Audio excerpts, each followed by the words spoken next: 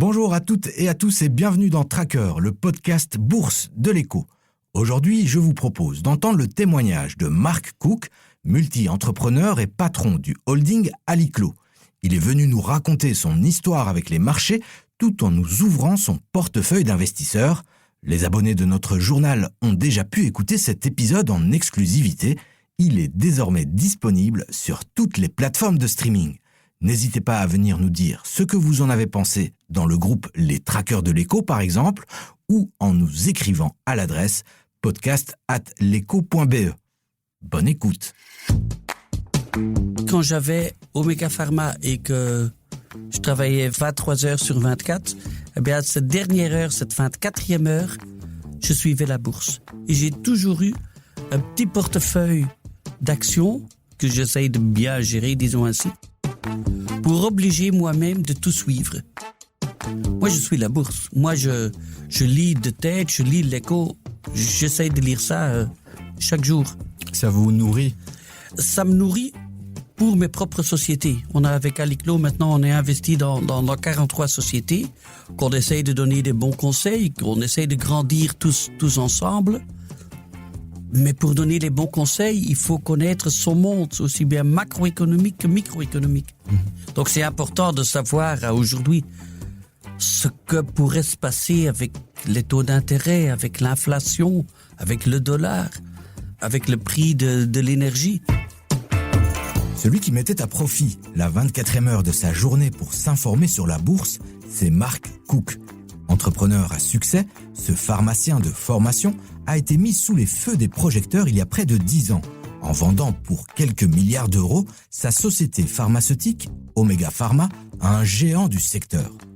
Depuis, il a investi dans de nombreuses entreprises cotées ou non pour devenir aujourd'hui un des hommes les plus suivis à la bourse de Bruxelles.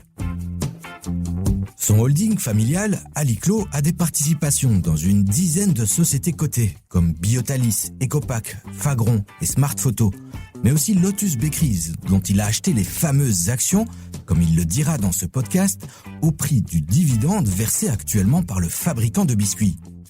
Je suis Salim Nesba et je vous souhaite la bienvenue dans la saison 2 de Tracker Plus, le podcast de l'Écho qui rencontre des professionnels de la finance. Dans cette série, Mark Cook, comme 4 autres suiveurs attentifs des marchés, nous ouvrira son portefeuille d'investisseurs. Il nous expliquera aussi comment il fait ses choix avant d'investir dans un projet. Sans plus attendre, on entre dans le cœur du sujet en évoquant les premiers pas en bourse de l'homme d'affaires flamand le plus connu de Belgique francophone.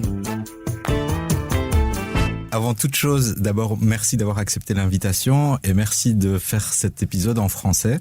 Avec beaucoup de plaisir, naturellement. Donc Tracker, c'est un podcast qu'on a lancé il y a 2 ans et demi pour parler des jeunes investisseurs, des nouveaux investisseurs qui sont venus en masse sur les marchés avec le Covid. Alors ma première question pour vous est très simple. Quand est-ce que vous avez pris conscience que la bourse existait ? Quand j'étais jeune. Quand j'étais jeune, mes parents m'ont appris un peu sur la bourse et je leur suis vraiment remerciant pour cela parce que quand on finit ses études, on connaît toutes les capitales des villes de l'Amérique du Sud, mais on ne connaît pas la différence entre une action, une obligation. Une action, une obligation, etc. Donc, ils m'ont appris et voilà, on faisait des petits concours comme ça. Bon, c'était encore avec un journal, c'était pas encore digital, donc c'était avec le journal qu'on choisissait des actions, et voilà, ils m'ont appris cela. Et j'étais assez jeune, pas pour acheter des actions, mais d'abord, c'était des obligations de l'État. Très à la mode actuellement. Oui, mais à ce moment-là, c'était incroyable. Ça donnait 10% et plus. Donc, c'était encore avec les ciseaux et le petit coupon qu'on coupait. Voilà. Et assez vite, on voyait, je travaillais pendant mes vacances. C'était étudiant qui travaillait. Mais que, quand on achète avec cela une obligation, l'année d'après, on n'a pas uniquement ce dont on a travaillé pour, mais aussi déjà les 10% de l'année précédente et comme ça. Et alors avec la bourse, c'était surtout pendant mes études universitaires que j'ai vraiment commencé à essayer un peu pour des toutes petites sommes, mais avec du vrai argent. Comme ça, des portefeuilles virtuels, je n'y crois vraiment pas parce que c'est tellement facile alors de prendre des risques. Oh, c'est pas comme ça que ça marche. Ne perdez pas votre temps avec cela. Mais commencez avec des très petites sommes, mais quand même de vrai argent. Ainsi que vous gagnez ou perdez vraiment, que vous voyez ce que c'est la première fois. Pas prendre le sommeil parce qu'on pense, ça a baissé, ça a une raison ou pas d'autre. Donc, qu'est-ce que ça nous fait de voir du vrai argent évoluer dans les marchés? Et de faire les conneries que tout le monde fait au début. De vendre ses meilleures actions, de garder ses mauvais, de faire baisser la moyenne et tout des trucs que tout le monde au début fait. Et vous avez des souvenirs de conneries comme ça? Oh oui, mais enfin des conneries, je veux dire, c'est normal. Ce qu'on ne peut pas oublier, c'est quand on investit en bourse, quand vous achetez, c'est parce qu'au même moment, au même cours, quelqu'un vend. Si tu vends, au même moment, au même cours, il y a quelqu'un qui achète. Et les deux pensent toujours qu'ils ont raison. Et il y en a toujours un des deux qui a tort. Donc il faut jamais être convaincu que j'achète, ça va monter, ou je vends, c'est au son top. Non, on n'achète jamais au plus bas, on ne vend presque jamais au plus haut. Mais c'est un équilibre et ce qu'on fait en général avec son portefeuille doit être un bon résultat. Mais il faut jamais être il faut jamais avoir une vision de tunnel de dire j'ai ça et ça va continuer. Il y a des sociétés dans lesquelles on investit et le cours baisse et c'est pour des raisons techniques ou parce qu'il y a des vendeurs. Et là, c'est possible de dire ok, je rachète parce que la même société, c'est encore plus bon marché. Parfois, ça a ses raisons aussi. Tous ces éléments, il faut les apprendre. Il faut les apprendre et ce n'est que l'expérience qui donne plus de chances de prendre des bonnes décisions plus tard. Et de l'expérience, Mark Cook en a à revendre. Depuis 2015 et la vente d'Omega Pharma à l'américain Perrigo, pour quelques milliards d'euros, l'homme d'affaires flamand a multiplié les investissements tellement qu'il est parvenu à changer le paysage économique du pays et à bâtir un empire qui fait parler de lui quasi toutes les semaines, si pas tous les jours. Rien qu'en bourse, Mark Cook et son holding sont présents dans le capital de 11 sociétés cotées pour près de 400 millions de dollars. Et ça ne s'est pas fait en un jour. Donc on est dans les années 90 quand vous avez plus ou moins terminé avec les études. Ouais, 80, ouais. Et alors on arrive avec la bulle Internet en 2000. Donc là vous étiez déjà un peu expérimenté. Est-ce que à ce moment-là vous achetiez des actions? Vous avez des souvenirs de cette période? Oui, tout à fait. Toute ma vie j'ai toujours acheté des actions, très souvent pour le très très long terme. Il y en a encore toujours que j'ai d'il y a 20 ans. Et là, par curiosité, est-ce qu'on pourrait avoir des noms, surtout si c'est des noms belges? Pour donner 2 exemples, je pense que la première action dans ma vie que j'ai jamais achetée, que c'était Floridienne. Ah oui. Qui, entre-temps, est quand même devenu un très très beau, mais petit holding, mais qui a bien performé, mais que malheureusement je n'ai plus, donc probablement à un mauvais moment je l'ai vendu parce qu'aujourd'hui c'est beaucoup plus haut. À ce jour-là, je pensais que j'avais raison. Et alors, l'exemple le plus connu, c'est Lotus Bakeries, naturellement, que j'ai acheté quand il s'appelait encore Corona Lotus. Ah oui. À, je pense, 36 €, 35 €. Aujourd'hui, ils sont 8 000. Que la dividende est plus grande que ce que j'ai payé pour il y a 20 ans ou 25 ans ou 30 ans, je ne sais pas. Je veux même plus compter. Mais c'est une superbe leçon, cela. Est-ce que c'est spécial que j'ai acheté des Lotus à 35 €? Non, c'était le cours à ce jour-là. Est-ce que c'est spécial qu'ils sont 8 000 aujourd'hui? Non, c'est le cours d'aujourd'hui. Ce qui est spécial, c'est que je les ai encore. Énormément de monde, inclus moi-même, ont toujours la tentation on vend quand même à 70, parce que ça a doublé. Il y a 140, ça a quadruplé, etc., etc., etc. Et qu'est-ce qui vous faisait garder l'action alors? En se disant tout le temps, let your profits run, cut your losses. C'est la leçon la plus importante sur la bourse que j'aimerais faire passer. Et tout le monde fait des erreurs comme ça. Tu as 2 actions, il y en a une qui monte, il y en a une qui baisse. Et tu as besoin d'argent. Ah. Eh bien, la plupart des gens vendent celle qui a monté. Parce que tu as des bénéfices. Au moment que tu vends, il te reste alors. Et quand on fait ça comme ça plusieurs fois, à la fin, on risque d'avoir un portefeuille avec les losers. Tandis que si tu vends les sociétés qui déçoivent, à la fin, tu as un beau portefeuille. Mais c'est très tentant. Et l'action qui a monté, on la vend parce qu'on prend ses bénéfices. Et les bénéfices, tu l'as. Tu le vois sur le site L'Écho chaque minute. Tu vois le cours, donc tu as tes bénéfices. C'est pas en vendant que tu prends tes bénéfices. Non, tu l'as. Mm-hmm. Et celui dont tu as des pertes, là, il faut encore des achats pour faire baisser la moyenne. Mais c'est quoi ça? Mm-hmm. Toutes ces choses-là, oubliez cela. Vos bonnes actions, gardez-les. Il y a énormément d'exemples que moi, j'ai jamais eu. Mais j'ai jamais eu des Microsoft ou des Tesla, etc. Mais les gens qui ont acheté ça au début, ils les ont toujours. C'est leur Lotus Bakeries. Mais c'est intéressant d'avoir choisi cette action-là parce que ça permet aussi d'expliquer aux gens qu'on entend souvent dans les bons conseils, plus tôt on commence, plus on fera jouer ce long terme. Comment est-ce que vous jugez ce long terme, être fidèle à certaines actions? Je dis tout cela d'une façon très humble. Ça paraît tout très facile ce que je dis, mais c'est pas comme ça. J'ai aussi eu des tas d'actions dans lesquelles que j'ai acheté, qui après ont baissé, ou que j'ai vendu, qui après. Et ce n'est que en se battant pour le faire que mieux que possible qu'on peut avoir des résultats. Est-ce que c'est parfait? Ben non.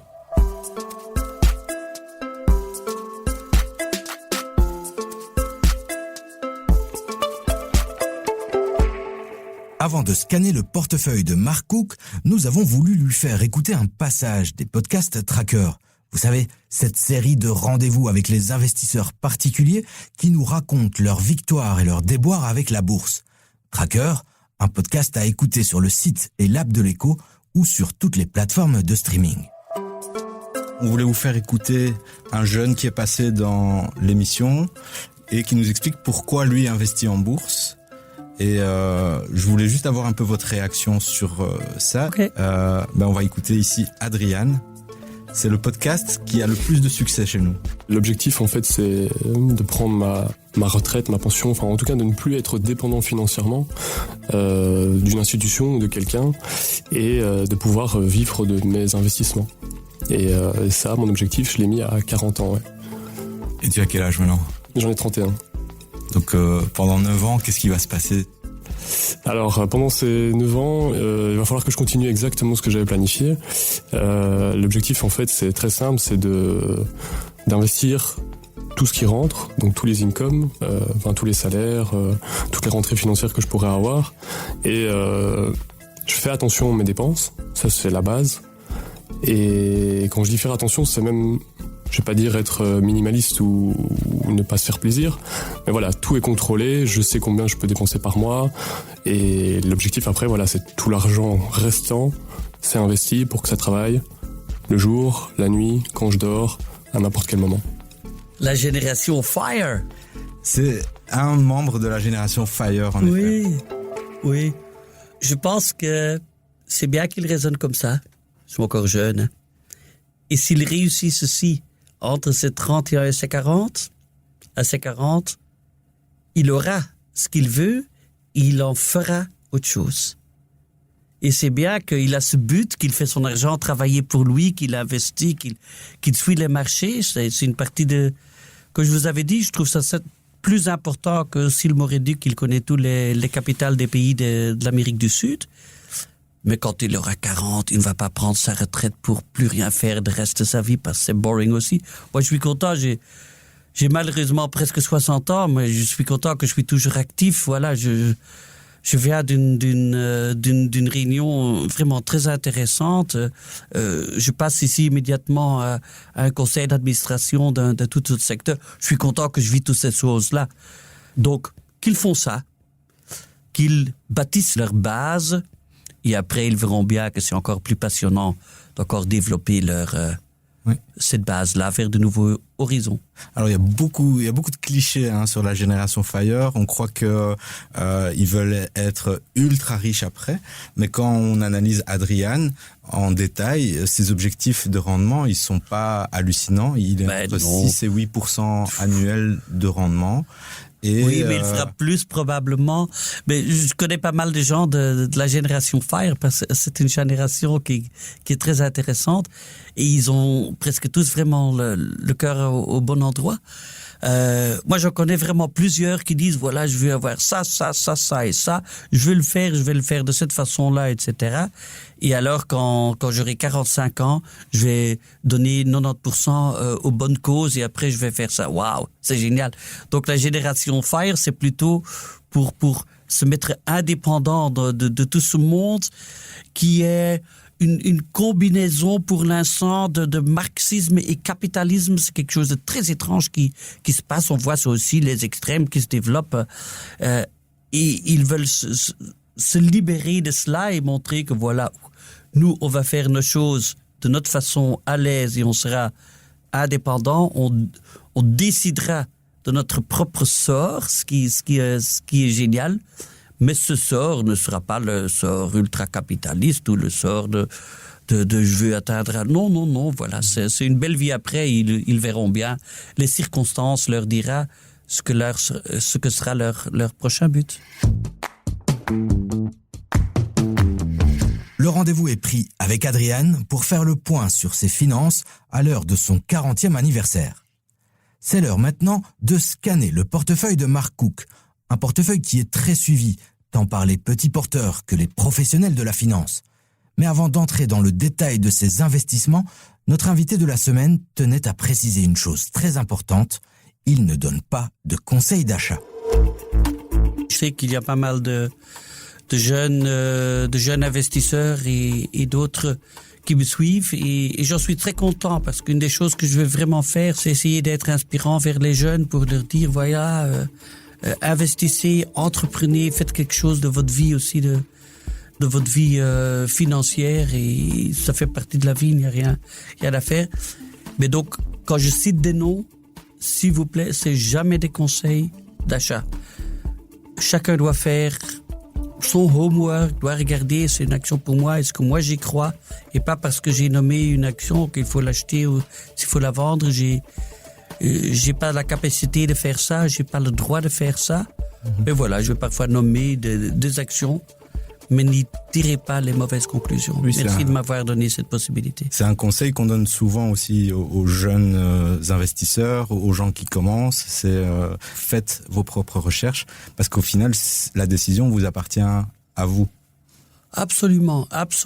Et toutes les choses, j'ai entendu dire du voisin, de mon coiffeur, que là, ça va bien, etc. Faites attention avec toutes ces choses-là. Voilà, comme vous dites.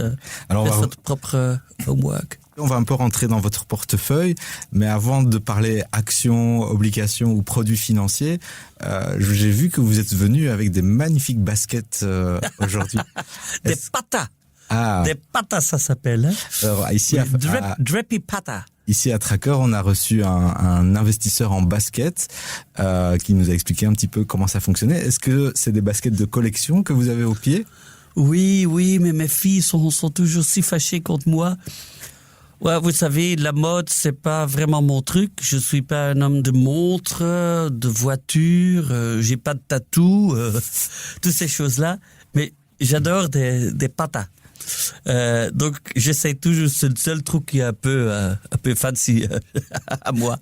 Et il y a combien de patas dans votre portefeuille ? Je pense que j'ai une trentaine de paires pour l'instant. Et j'ai vraiment une armoire fait pour que je choisis le matin ce que je vais mettre. Donc j'adore. Mais il y en a vraiment de belles là-dedans. Mais normalement, on peut pas pas les porter. Il faut les garder dans la boîte avec l'étiquette. J'ai dit, non. Et alors, je les porte. Oui, non, mais tu dois faire attention. Donc, on peut pas mettre le nœud parce que sinon, ça défonce. Non. Moi, je les porte et donc j'ai des patas dépréciables. Voilà, c'est pas à conseiller comme investissement, mais c'est agréable parce que même dans un podcast financier, on pose alors des questions là-dessus. Et dans votre portefeuille où il y a des actions, vous aviez dit tout à l'heure que vous étiez encore dynamique. Là aussi, c'est des actions juste pour le plaisir et dépréciables ou il y a Non. Quand on achète quelque chose, le but c'est que ça monte. Ouais. Quand votre banquier vous dit j'ai fait un investissement à long terme, il veut vous dire à court terme j'ai perdu de l'argent, donc ça c'est pas le but. J'essaye d'acheter les choses dans lesquelles que je crois à long terme, mais que j'ai aussi l'impression à court terme que voilà, il y aura d'autres gens qui seront convaincus de la même chose après moi, donc il y aura plus d'acheteurs que de vendeurs, donc ça monte. Hein. Ça, les gens doivent vraiment savoir, si une action est à 100 €, c'est pas parce que cette société par action vaut 100 €. Hein, non, hein. C'est parce que à 100 €, il y a autant d'acheteurs que de vendeurs. Et à 101 qui a trop de vendeurs, il y a 99 qui a trop d'acheteurs. Hein. Et donc, non, je pense à long terme, c'est naturellement de nouveau surtout des actions belges.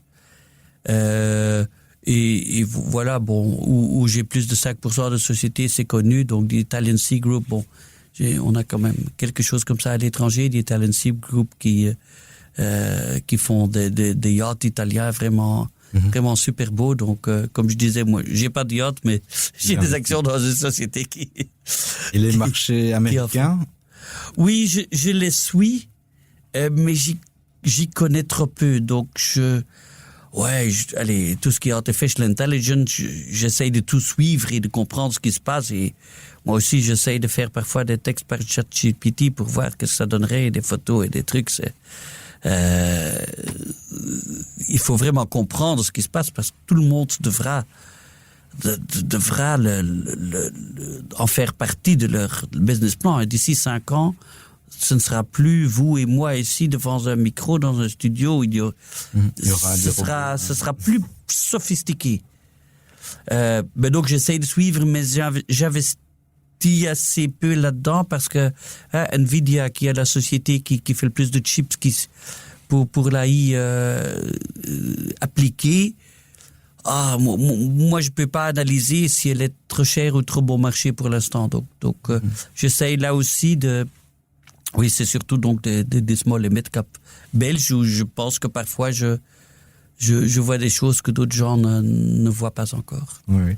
Et dans votre portefeuille, vous avez un nombre de lignes définies qu'au-dessus vous dites non, là c'est un peu trop, il faut faire le tri. Oui. Comme c'est les trucs il faut avoir de la diversification extrême, je n'y crois pas. Là, on peut aussi bien acheter des trackers. Et quand on a 100 actions, oui, le résultat, ce sera environ le Bell 20 ou le Nasdaq ou n'importe quoi. Non, je trouve que ça, entre 10 et 20 vraies lignes, ça, je trouve là, on a quelques-uns qui vraiment font de la surperformance, que tout le portefeuille va surperformer. Parce qu'on doit quand même essayer de battre le Bell 20. Hein. C'est pas difficile non, ces dernières années. Je sais, mais on doit faire vraiment attention à la liquidité. Avec ce qui s'est en train de se passer en Belgique, il y a de moins en moins de gens qui investissent dans les actions belges. Ça veut dire qu'il y a de moins en moins de liquidité, de moins en moins qu'il y a de liquidité, de moins en moins de fonds étrangers qui veulent encore investir dedans. Ça veut dire que le cours baisse encore. Ça veut dire que beaucoup de sociétés belges cotées en bourse ont des valorisations plus basses que les mêmes sociétés, même aux Pays-Bas, mais surtout en Amérique, en Angleterre, en France, qui fait ça bien sur ce point-là, en Allemagne, etc. Là, ça veut dire que la possibilité est réelle que d'ici quelques années, un par un, ils seront rachetés par des étrangers. Ça veut dire que les centres de décision seront délocalisés. Ça veut dire qu'il y aura moins de directeurs chez nous. Des directeurs, c'est des gens qui dépensent beaucoup. Ça veut dire que les centres de innovation, de research, de development vont se délocaliser. Donc l'investisseur belge a du poids, l'investisseur particulier belge. On doit prendre des mesures pour stimuler l'investissement dans les sociétés cotées en bourse belges de petite et de moyenne taille. Sinon, ils vont disparaître. On doit prendre des initiatives. On a pris plusieurs initiatives les dernières années pour les taxer. Eh bien, je pense que ça est en train de coûter plus au gouvernement que ça rapporte. Je pense qu'on doit faire, on a eu, dans les années 80, on avait Koerman de Klerk. Mm-hmm. Est-ce que vous voyez même à aujourd'hui toujours les résultats de Koerman de Klerk? À vrai dire, moi, sans Koerman de Klerk, je ne serais pas ici. C'était dans la période, grâce à ça, je ne connais même plus les modalités que ça avait. Il faut toujours faire mutatis mutandis. Mais c'est grâce à Koerman de Klerk que chaque mois, il y avait une introduction en bourse. Et IBA, c'est grâce à cette période-là. Van de Velde, c'est grâce à cette période-là. Omega Pharma, Kinepolis. Mais vous voyez, et comme ça, un tas. Et ça rapporte à l'État. Beaucoup plus que dire, tout le monde qui en a chaque année, 0,3% sur ça et 5% sur ça. Je crains qu'on est en train de prendre pour l'instant des mesures qui se vendent bien, ça rapporte. On prend de l'argent aux investisseurs, mais c'est pas vrai. À l'État, ça coûte. Et je plaiderais vraiment, mais ils ne vont pas m'écouter, je plaiderais vraiment pour faire quelque chose pour stimuler l'investissement en sociétés cotées en bourse, petite et moyenne taille. On en a besoin pour le futur de notre pays. Comme le veut la tradition, nos podcasts se terminent avec une question posée par notre invité. La parole est donc à Marc Cook. Si vous souhaitez lui répondre, écrivez-nous à l'adresse podcast@leco.be ou rejoignez notre groupe Facebook Les Traqueurs de l'Éco. On écoute la question de Marc Cook. Moi, je demanderais aux trackers ce qu'eux, ils feraient pendant les humanités pour que la jeunesse soit un peu plus munie pour la vie, qui est aussi une partie financière qui suit après. Donc les trackers, vous avez écouté. Marc Cook vous demande qu'est-ce que vous feriez pour avoir plus d'éducation financière dans l'enseignement. Voilà. Envie de lui répondre ou d'entrer en contact avec nous? Rejoignez sans plus tarder le groupe Facebook Les Traqueurs de l'Éco où plus de 4000 investisseurs discutent régulièrement des marchés. Vous pouvez aussi nous envoyer un message à l'adresse podcast@leco.be. C'était Salim Nesba pour Tracker Plus, le podcast de l'Éco qui rencontre les professionnels de la finance. Une émission réalisée avec Julie Garrigue. La semaine prochaine, ce sera au tour d'Anjali Bastian Pillai de nous raconter son histoire avec la bourse et de nous ouvrir son portefeuille. Il sera question d'intelligence artificielle puisqu'elle est impliquée dans la gestion des fonds technologiques de Pictet.